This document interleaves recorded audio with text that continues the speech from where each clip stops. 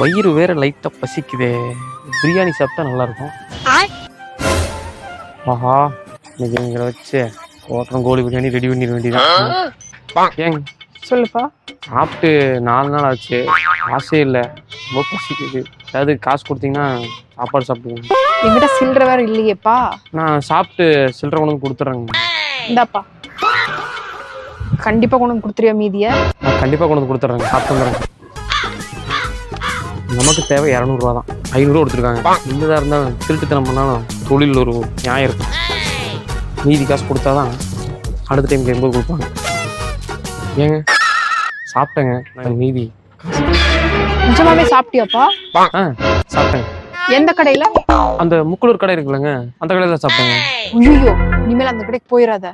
ஏங்க? நான் கொடுத்தது விளையாடுவாங்கல்ல அந்த பொம்மை படம் போட்டணும். ஆப்பு அது எப்படி மாத்திரம் தெரியாம இருந்தேன். கரெக்டா நீ வந்துட்ட.